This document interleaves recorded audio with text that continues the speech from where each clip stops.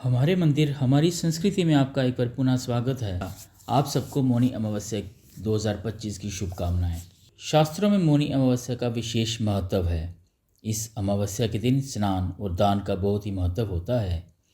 इस दिन भगवान शिव और भगवान विष्णु की पूजा करने का विधान है। साथ ही इस दिन पवित्र नदी में स्नान करना बहुत ही फलदायी माना जाता है। इस साल मौनी अमावस्या का त्यौहार 29 जनवरी को है। वहीं आपको बता दें कि इस दिन महाकुंभ का दूसरा स्नान भी है। वहीं अगर आप इस दिन व्रत रखेंगे तो आपको व्रत कथा पढ़ना बेहद ज़रूरी है, वह सुनना बहुत ज़रूरी है। हमारे मंदिर हमारी संस्कृति हर कथा को आपको सुनाने का प्रयत्न करते हैं। इस कथा को सुनना बहुत ही ज़रूरी है, वरना आपका व्रत पूर्ण नहीं माना जाएगा। आइए जानते हैं इस कथा के बारे में। मौनी अमावस्या व्रत कथा। कांचीपुरी नगरी में एक देवस्वामी नाम का ब्राह्मण अपनी पत्नी धनवती और 7 पुत्र और एक पुत्री के साथ रहता था। उनकी पुत्री का नाम गुणवती था। ब्राह्मण में अपने 7 बेटों की शादी कर अपनी पुत्री के लिए सबसे बड़े बेटे को वर तलाशने के लिए भेजा।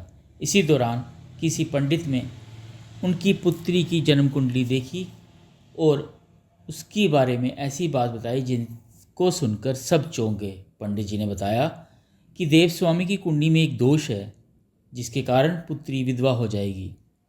इसके बाद देवस्वामी ने इसके उपाय के बारे में पूछा। पंडित जी ने बताया कि सोमा का पूजन करने से ये दोष दूर हो सकता है। पंडित जी ने सोमा के बारे में बताया।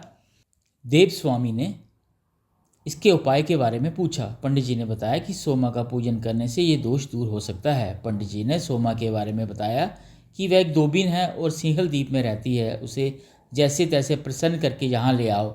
इसके बाद देवस्वामी का सबसे छोटा पुत्र अपनी बहन को साथ लेकर सिंहल द्वीप जाने के लिए सागर तट पर गया।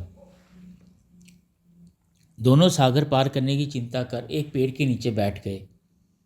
जिस पेड़ के नीचे वे बैठे थे उस पेड़ पर एक गिद्ध का घोंसला था। उसमें गिद्ध का परिवार रहता था। गिद्ध के दोनों बच्चों की बात सुन रहे थे। जब शाम को घोंसले में उन बच्चों की माँ पहुंची तो उन्होंने भोजन नहीं किया। बच्चों ने माँ से कहा कि पहले नीचे बैठे उन 2 प्राणियों को भोजन कराओ, उनकी समस्या का निवारण करो। ये वचन लेने के बाद गिद्ध के बच्चों ने भोजन किया। अगले दिन गिद्ध की मदद से दोनों भाई बहन सिंहल द्वीप पहुँच गए। वहाँ उन्हें सोमा का घर भी मिल गया। दोनों भाई बहनों ने सोमा को प्रसन्न करने की योजना बनाई। वे दोनों नित्य प्रातः उठकर सोमा का घर झाड़कर लीप देते थे। इससे हैरान होकर एक दिन सोमा ने अपनी बहुओं से पूछा कि घर का कौन बहुरुता है और लेपा पोती करता है। सोमा की झूठी प्रशंसा पाने के लिए उनकी बहुओं ने कहा कि हमारे अलावा और ये काम कौन कर सकता है। लेकिन सोमा को इस बात पर विश्वास ना हुआ और उसने अपने ही मन में ऐसा करने वालों की खोजने की कसम खाई। सोमा ने सुबह जल्दी उठकर देवस्वामी के भाई बहनों को लिपा पोती करते पकड़ लिया। जिसके बाद सोमा ने पूछा तो उन्होंने सोमा को पूरी बात बता दी। सोमा उनके श्रम साधन प्रसन्न हो गई और घर उचित समय पर उनके घर पर पहुंचने का वचन दिया। मगर भाई ने अधिक आग्रह पर सोमा उनके साथ चल दी। घर से चलते समय सोमा ने अपनी बहुओं से कहा कि मेरी अनुपस्थिति में किसी का देहांत हो जाए तो उसका शरीर नष्ट मत करना और मेरा इंतज़ार करना। ये समझाने के बाद सोमा कांचीपुर पहुंच गई। दूसरे दिन सोमवती के विवाह का कार्यक्रम तय हुआ।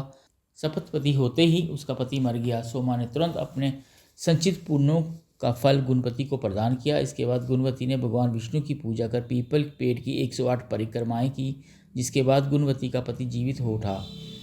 सोमा उन्हें सौभाग्यवती का आशीर्वाद देकर अपने ही घर लौट गई। उधर गुणवती को पुण्य फल देने के बाद सोमा के पुत्र जामाता तथा पति की मृत्यु हो गई। सोमा ने पुण्य फल संचित करने के लिए मार्ग पर पीपल वृक्ष की छाया में विष्णु जी का पूजन करके 108 परिक्रमाएं की। इसके बाद परिवार के मृतक जन जीवित हो गए। अतः ये कथा हमें ये सिखाती है कि मौनी अमावस्या पर व्रत, दान और भगवान विष्णु की आराधना से जीवन में सुख, समृद्धि और पुण्य की प्राप्ति होती है। बोलो भगवान विष्णु भगवान की जय।